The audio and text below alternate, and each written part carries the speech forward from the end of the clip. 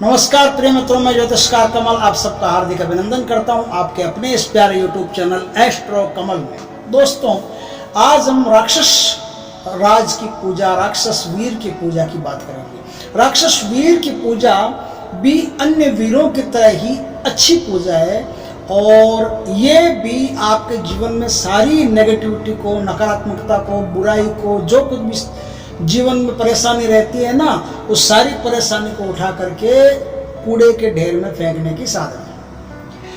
हम राक्षसों की साधना क्यों करें, राक्षस कौन होते हैं, इन पर थोड़ी सी पहले चर्चा कर लेनी जरूरी है। ये भूमिका जो है ना, ये आपको राक्षस की पूजा करने में एक संबल प्रदान करेगी। तो आज हम बात करते हैं कि राक्षस होते कौन है।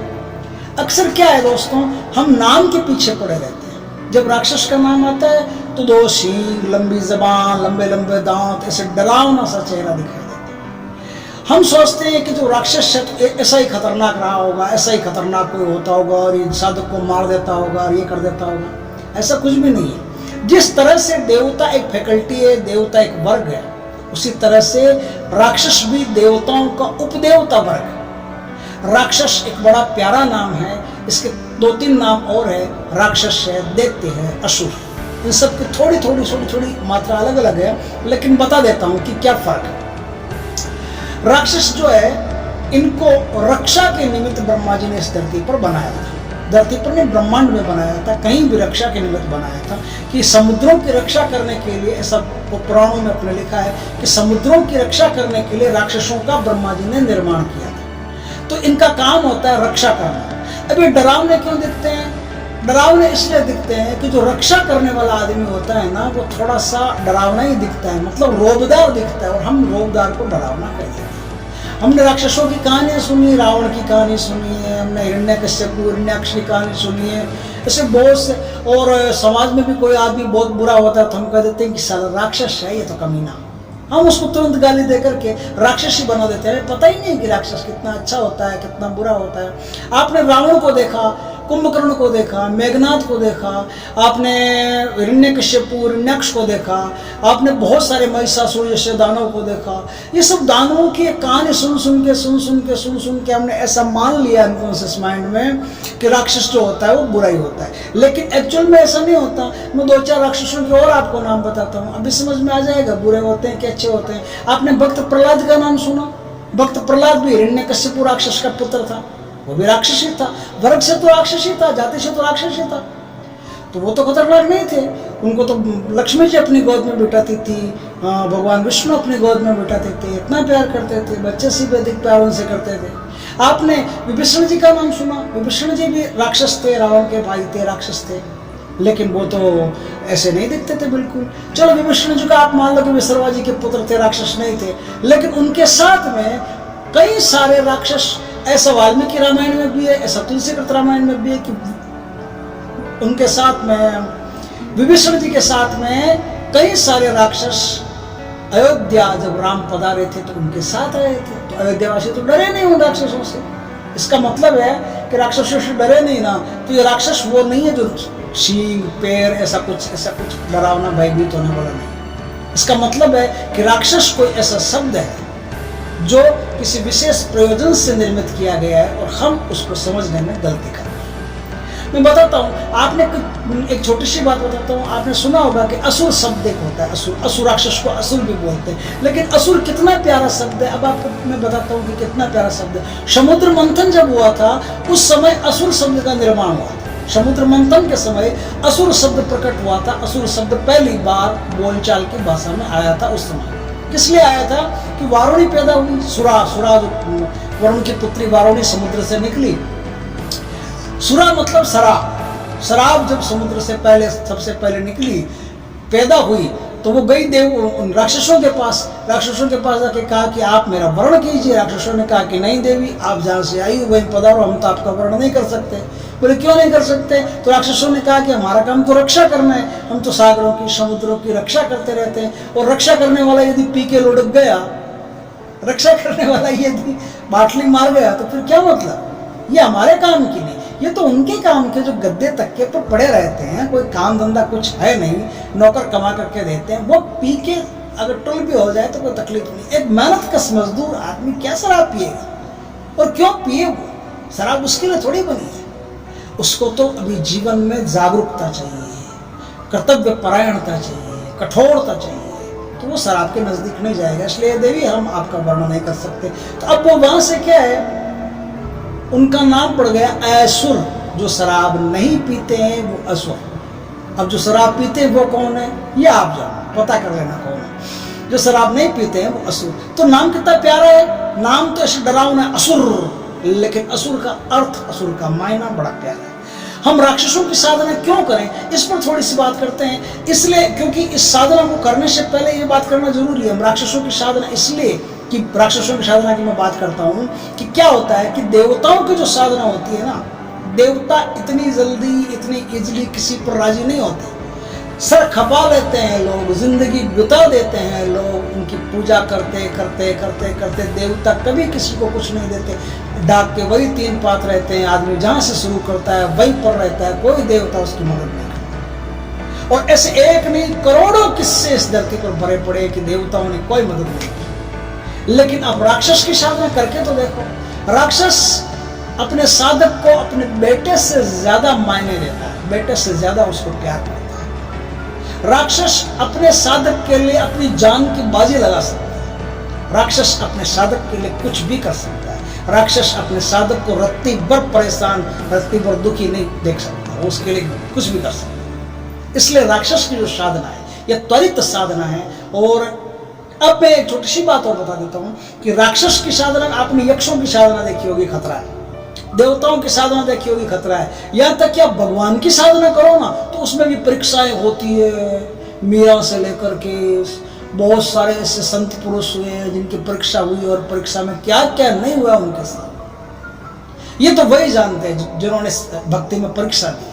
लेकिन राक्षस की जो साधना है, राक्षस की साधना में राक्षस न तो कोई भयभीत करता है साधक को, और न कोई परीक्षा होती है। राक्षस सीधा सीधा आपका जब दिन पूरा, उसका साधना का दिन पूरा हो जाता है, माला पूरी हो जाती है, जप कर्म पूरा हो जाता है, तो आखिरी दिन राक्षस आता है और साधक को वरदान देता है, साधक की सेवा करता है, साधक की सेवा शुश्रूषा करता है, बच्चे की तरह पालन पोषण करता है। इसलिए राक्षस एक इम्पोर्टेंट साधना है। इसलिए मैंने इस साधना का चुनाव किया कि इस साधना को देना इसलिए जरूरी है कि यदि कोई भी शख्स इस साधना को करना चाहे तो एक निर्भय साधना है, जिसमें कोई भी प्रकार का डर नहीं आएगा, कोई तूफान नहीं आएगा, कोई हवा रेला कुछ नहीं आएगा। सीधी सीधी साधना होगी, आपको करना है। और इस साधना के जो महत्वपूर्णता है उसको ज्यादा समझ लेना। इसलिए कि राक्षस जो है, नामों से तो आपने क्या क्या समझा होगा वो अलग बात है, लेकिन राक्षस जो है ये एक धर्म परायण जाति है। ये एक धर्म परायण जाति है। आप इनसे कोई भी अनैतिक कार्य नहीं करवा सकते। आप इनसे नीतिपूर्ण कोई भी कार्य करवाओ, देश हित के, लोक हित के, समाज हित के कोई भी कार्य करवाओ, इनको बड़ी प्रसन्नता होती है। लेकिन आप यदि अपने ही स्वार्थ में लगे रहते हो, दूसरों का कोई भला नहीं चाहते, कोई सोचते नहीं, विचारते नहीं, चिंता नहीं करते, तो राक्षस आप पर प्रसन्न नहीं रहते। और वही आप मारण, मोहन, उच्चाटन, आकर्षण, ऐसी षटकर्म विद्याओं का उपयोग दूसरों के लिए करते हो, उनको परेशान करने के लिए, दुखी करने के लिए, तो वही राक्षस आप पर नाराज होना शुरू कर देता है, आपसे अपनी शक्तियां छीनना शुरू कर देता है, और धीरे धीरे राक्षस शक्तियां छीन करके निकल लेता है। फिर आप लाख कोशिश करो, राक्षस आपके पास नहीं आता।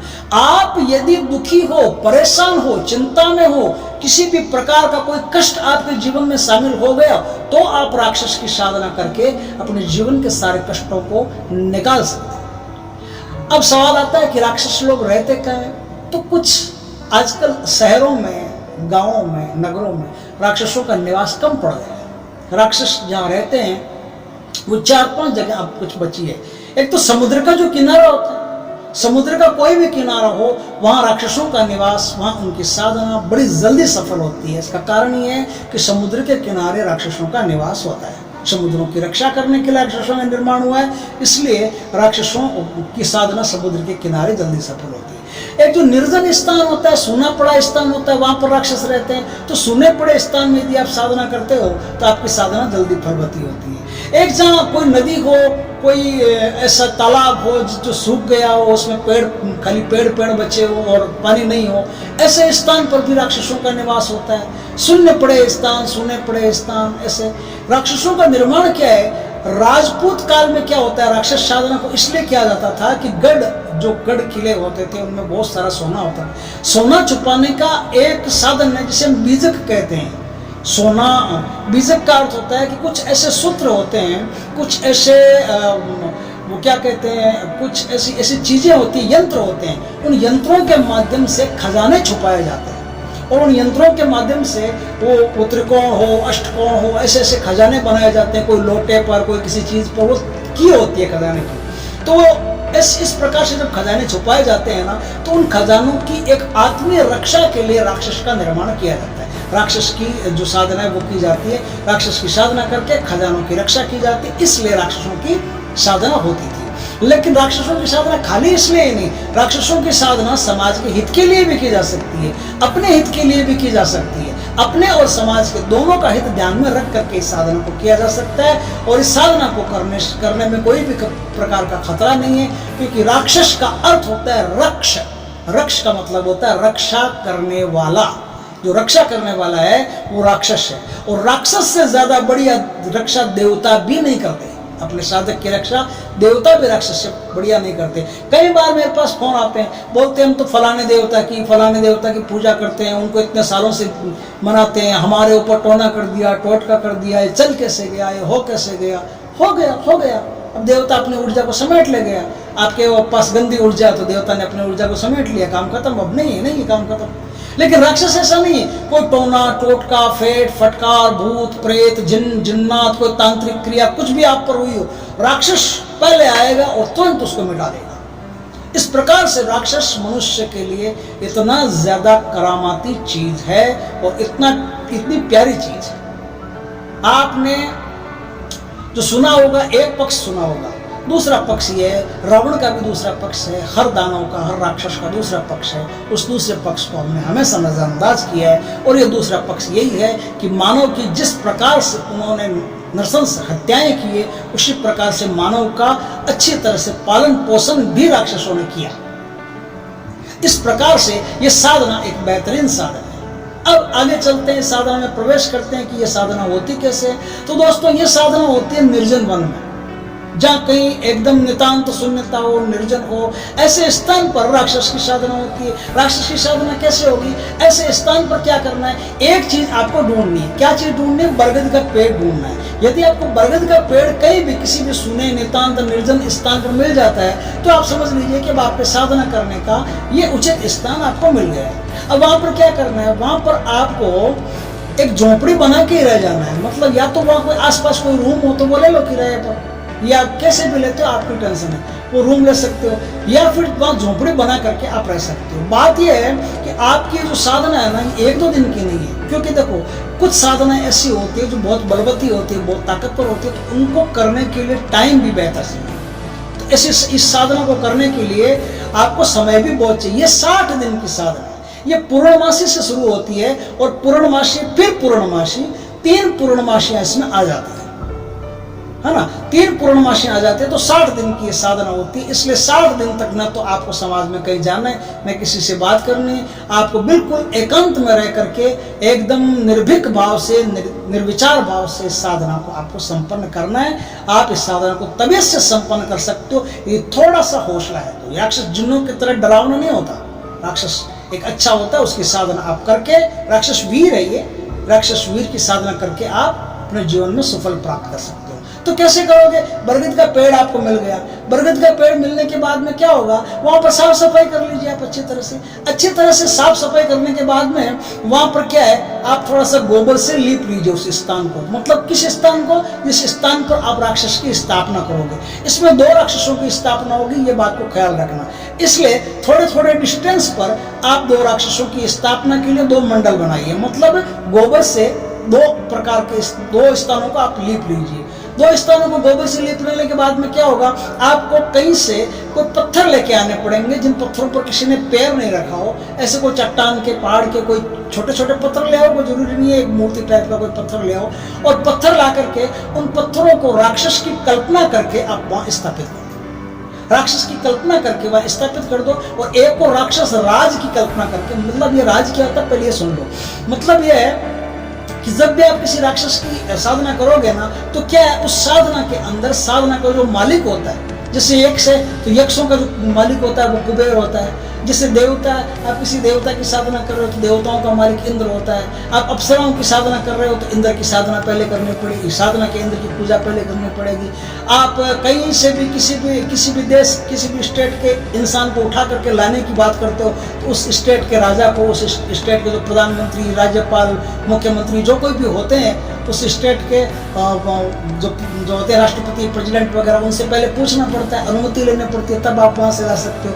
तो कोई भी किसी भी शक्ति को आप यदि खींचना चाहते हो ना, तो वो शक्ति किस वर्ग में आती है, उसका मालिक कौन है, उसकी पहले अनुमति लेनी पड़ती है। तो वो अनुमति राक्षस राज कहलाती है इसमें, क्योंकि आप राक्षस वीर की साधना कर रहे हो तो अनुमति में आपको राक्षस राज की साधना करनी पड़ेगी। तो राक्षस राज की फोटो, राक्षस राज की मतलब कल्पित मूर्ति आपको पास में रखनी पड़ेगी। मूर्ति नहीं है, कोई दिक्कत नहीं है, दो पत्थर ले लीजिए, दो पत्थर का अलग अलग स्थान पर आप विराजमान उनको कर दीजिए। ये क्या है, शाम के समय जो है ना, पूर्णिमा के दिन, वो पूर्णिमा के दिन शाम के समय आप स्नान आदि करके, संध्या वंदन करके, फिर आप अकेले ही उस बरगद के पेड़ के पास जाओगे। बरगद के पेड़ के पास जाकर के फूल, फल, चावल, चंदन और जल, इनसे आप दोनों की पूजा करोगे। दोनों की पूजा करोगे, किसकी? इनकी अलग करोगे राक्षस राज की, और राक्षस वीर की अलग करोगे। पहले राक्षस राज की करोगे, फिर राक्षस वीर जो आपको चाहिए उसकी पूजा करोगे। आपको जो वीर चाहिए ना, वो आपके ठीक सामने होना चाहिए, और जिस वीर को, जिस राक्षस राज की आप पूजा कर रहे हो, वो थोड़ा सा हटके एक गोल चक्कर में उनकी मूर्ति स्थापित कर दीजिए। गोबर से लीप लिया, गोबर से लीप लेने के बाद एक गोल चक्कर बना दीजिए, चाहे तो आटे से बनाओ, चाहे तो किसी भी चीज से बनाओ। गोल चक्कर के अंदर उनकी मूर्ति स्थापित कर दीजिए, और इनको ठीक बरगद के नीचे अपने सामने आप स्थापित कर दीजिए। इस प्रकार से आपका ये काम हो गया। वहाँ आप धूप दीजिए, दीपक कर दीजिए, इस प्रकार से आप कर सकते हैं। अब क्या है, दोनों की पूजा में आपको अलग अलग मंत्र लगेगा। राक्षस राज की जो पूजा करोगे उसमें अलग मंत्र लगेगा, ये पूजा का मंत्र है, अभी जपने का मंत्र नहीं बता रहा हूँ। राक्षस राज की जो पूजा करोगे ना, उसमें अलग मंत्र लगेगा, और जो राक्षस वीर है उसकी पूजा करोगे उसमें अलग मंत्र लगेगा। दोनों की अलग अलग मंत्रों से पूजा करनी पड़ेगी आपको। यहाँ का आपका शाम तक का काम हो गया। अब आपकी रात आती है, रात से आपको काम शुरू होता है। रात से काम शुरू होता है तो रात को अब क्या करना है, रात को कुछ चीजें ले जानी है। क्या चीजें ले जानी है वो मैं बता देता हूँ। देखिए, एक तो सुगंधित धूप आपके पास होना चाहिए, सुगंधित धूप। वो धूप आपकी जब तक पूजा रहेगी, जब तक आपका जप कर्म रहेगा, तब तक वो धूप चलती रहेगी। और दूसरा रहना चाहिए आपके पास तेल का दीपक, कोई भी तेल हो मीठा, उस मीठे तेल का कोई भी आप अपने पास तेल रखिए पहले झोंपड़े में या कमरे में, तो उस तेल का दीपक आपको वहाँ पर रखना पड़ेगा। ये सारा सामान आपके पास पहले 60 दिन का 17 दिन का होना चाहिए, पहले व्यवस्था कर लीजिए। फूल पुष्प वगैरह आप व्यवस्था कर लीजिए। लाल कलर के फूल चाहिए इसमें, वो आपको पहले व्यवस्था करनी पड़ेगी। पहले व्यवस्था करके रखिए, आपको कोई परेशानी नहीं होगी। अब क्या है, लाल कलर के फूल, चावल, चंदन, ये सब जो आप सुबह पूजा में ले गए थे, शाम को वही अब रात को पूजा में लेके आने हैं। इस तरह से उनकी वापस पूजा करनी है। पूजा करने के बाद में अब क्या है, कुछ चीजें उनको चढ़ानी है। क्या चीजें चढ़ानी है? एक तो उनको चढ़ानी, देखो, एक पत्तल लेना और 2 लेना शिकोरे। शिकोरे किसको बोलते हैं? मिट्टी के जो होते हैं ना कुल्हड़, जिसमें बिहार में वगैरह में चाय देते हैं, कई स्थानों पर देते हैं, और उसमें चाय देते हैं, वो चाय वाला जिसमें चाय देते हैं वो शिकोरे बोलते हैं। तो वो शिकोरे प्रतिदिन के 2 शिकोरे आपके लगेंगे रात को पूजा को। ख्याल रखना है इस बात का। उस दिन क्या करना है आपको, रात को आपको 3 चीजें ले जानी है। 3 चीजों में क्या है, पत्तल में क्या ले जाएंगे, शिकोरे में क्या ले जाएंगे, ये भी बता देता हूँ। पत्तल के अंदर आपको एक तो पूरी ले जानी है, एक खीर ले जानी है। चाहे वो पत्तल का आता है वो कटोरी, वो भी ले लेना, कटोरी के अंदर खीर भर लेना, पास में पूरी रख लेना, और पोवे बनते हैं, पोवे, वो पोवे रख लेना। ये 3 चीज उसमें रख लेना, पोवे, खीर और पूरी, ये 3 चीज पत्तल के अंदर आएगी। और दोनों में उस शिकोरे में क्या आएगा, शिकोरे में आपका ये आएगा कि एक शिकोरे में आपको दूध भरना है और एक शिकोरे में आपको जल भरना है। ये चीजें आप राक्षस को और राक्षस वीर को अर्पित करेंगे, जिस वीर की आप साधना करेंगे। अब क्या है, अब आज की रात आपको 33 माला रुद्राक्ष की माला, कुशा का आसन, बरगद की तरफ मुंह करके, चाहे वो किधर भी पड़ता हो, उत्तर दक्षिण पूर्व पश्चिम का उसमें कोई सवाल नहीं है, बरगद की तरफ मुंह करके आपको कुशा के आसन पर विराजमान होकर के आपको रुद्राक्ष की माला से 33 माला प्रतिदिन आपको वहां जपनी है। जो आज मैं मंत्र बताऊंगा, तीनों मंत्र एक साथ बताऊंगा, तो तीनों मंत्र जो भोग के अलग बताऊंगा और जो जप के अलग बताऊंगा। तो तीनों जो मंत्र आज मैं बताऊं पूजा का वो अलग है, और जो जप का बताऊं वो मंत्र अलग है। मंत्र आपको जपना पड़ेगा। उससे पहले क्या है, उससे पहले श्रीमान बात यह है कि अपने चारों ओर सुरक्षा घेरा बना ले, क्योंकि जरूरी नहीं है कि राक्षस परेशान करे, जरूरी ऐसा है कि आपके खुद के भीतर ऐसी चीजें हो सकती है जो आपको परेशान करे। इसलिए अपनी सुरक्षा और सुरक्षा घेरा, इन दोनों चीजों का याद रखें कि अपनी सुरक्षा का मंत्र शरीर बांधने का मंत्र और सुरक्षा घेरा, इन दोनों का मंत्र आपको आना चाहिए, इन दोनों का मंत्र आपको याद हो जाना चाहिए, और इन दोनों का मंत्र आपको वहां जप करके अपने चारों तरफ सुरक्षा घेरा बना लेना। अब उस सुरक्षा घेरे के अंदर विराजमान होकर के 33 माला आपको जपनी है। इस तरह से यही क्रम चलेगा, पूरी साधना में यही भोग लगेगा। इसी तरह शाम को पूजा होगी, इसी तरह फिर रात को पूजा होगी, इसी तरह दोनों की पूजा होगी। कंबाइन पूजा करने के बाद में आपको जो जप है वो राक्षस वीर को अर्पण कर देना है, और अब आप वहां से उठ सकते हैं। दीपक जब तक आपकी साधना चलती है तब तक चलता रहेगा। इस प्रकार से आपको कंटिन्यू 60 दिन तक पूजा करनी है। 60 दिन तक पूजा करने के बाद में क्या होगा, 60 दिन तक पूजा करने के बाद में 61वें दिन आपके सामने वापस वही डेट आ जाएगी। 60 दिन तक पूजा करने के बाद में क्या होगा, 60 दिन तक पूजा करने के बाद में जो 61वां दिन आता है, उस दिन आपके सामने राक्षस वीर प्रकट होगा। कोई डर नहीं है, कोई तूफान नहीं आएगा, कोई आंधी नहीं आएगी, कोई दीवारें बेतालों की तरह नहीं गिरेगी, कोई भूकंप नहीं आएगा, कोई यक्षणियों की तरह धोखा नहीं होगा, कोई अप्सराओं की तरह मायाजाल नहीं होगा। सीधा सीधा एकदम वीर आएगा, प्रकट होगा।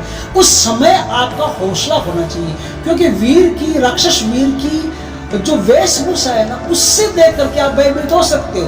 राक्षस का दिल नहीं देखा है, खाली ऊपर से देखा है, जैसे नारियल को देखते हो ऊपर से कठोर, ये इतना कठोर हम कैसे खा सकते हैं, नहीं खा सकते। भीतर तो जाओ आप, भीतर बड़ा कोमल है। तो राक्षस को ऊपर से देखते हो, ऊपर से देखा है ना, वो कठोर दिखेगा, ऊपर से देखा है रूखा दिखेगा, कठिन कराल एकदम दबंग दिखेगा, लेकिन भीतर से उतना ही कोमल, दयालु और अच्छा है। कोई भी डर साधक को लगने नहीं देता, और ऐसे निर्भय मुद्रा में वो वहां प्रकट होता है, और मनुष्यों की तरह आपसे बातचीत करेगा, मनुष्यों की तरह ही उसकी साधना आराम से तबीयत से पूरी होगी। तो उस साधना में क्या है, वो 3 वरदान आपको मांग लेने।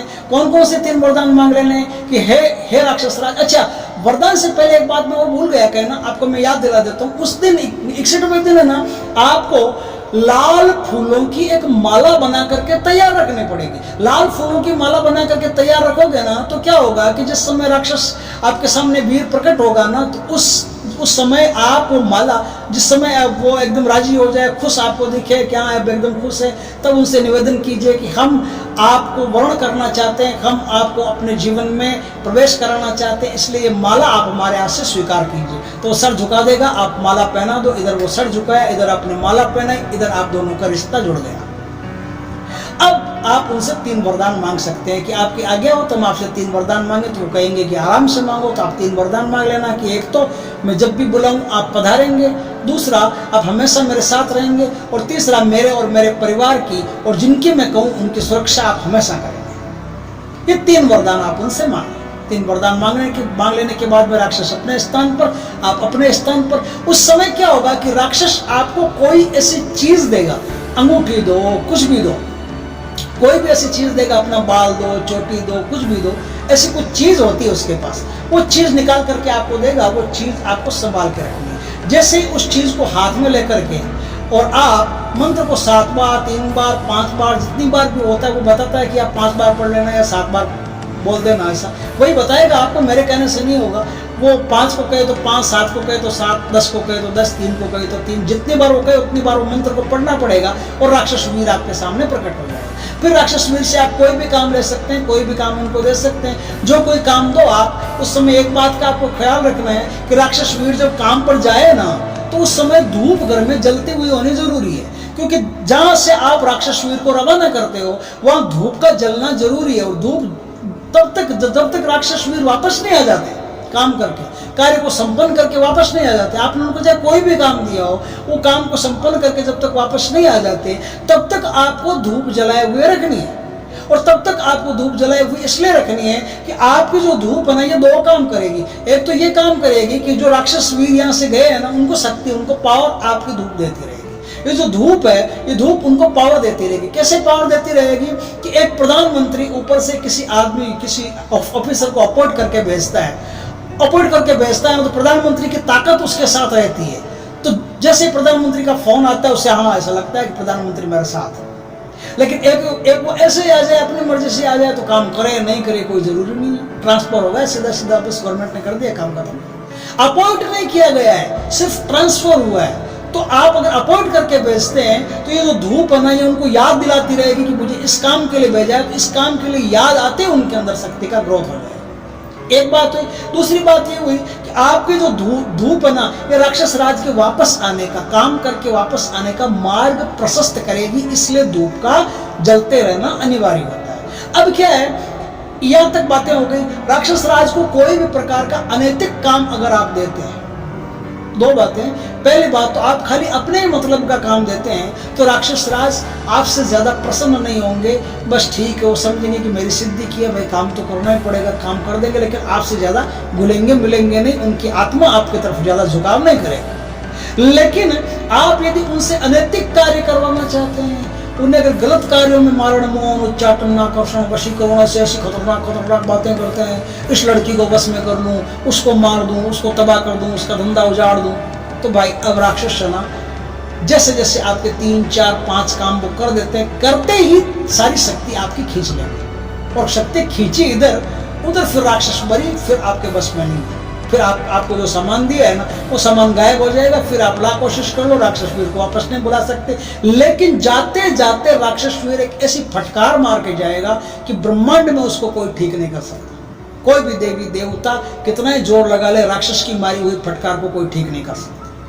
इस तरह से राक्षस की ये जो सिद्धि होती है, उस सिद्धि में ये कुछ महत्वपूर्ण बातें। एक और महत्वपूर्ण बात है कि हर पूर्णिमा को जिस स्थान पर आपने सिद्धि की है, उसी स्थान पर वही जो आप भोग देते थे, खीर का मैंने बताया ना 5 चीजों का, वही भोग आपको हर पूर्णिमा को ले जाकर के वहां देना पड़ेगा। इससे राक्षस राज की प्रसन्नता आपके लिए बनी रहेगी। नहीं तो क्या होता है कि आप भोग नहीं देते हो तो राक्षस राज आप पर नाराज हो जाते हैं और राक्षस वीर को फिर वो खींच लेते हैं कि भाई हमारे आदमी को भोग ही नहीं मिल रहा है, भोग ही नहीं दे रहा है, तो ये तो खाली अपना काम करवा रहे हैं, तो इतना स्वार्थी मतलब भी, तो आप मतलब ही नहीं रहो। इसलिए हर पूर्णिमा को जिस दिन आपने उनकी साधना शुरू की थी और प्रकट किया था, जिस पेड़ के नीचे, उसी पेड़ के नीचे उसी प्रकार से आप वो साधना करके फिर और भोग उनको देना पड़ेगा। इस प्रकार से ये एक महत्वपूर्ण सिद्धि है जो आप हासिल कर सकते हो अपने जीवन में, और जीवन में बड़ी ऊंचाइयां प्राप्त कर सकते हो।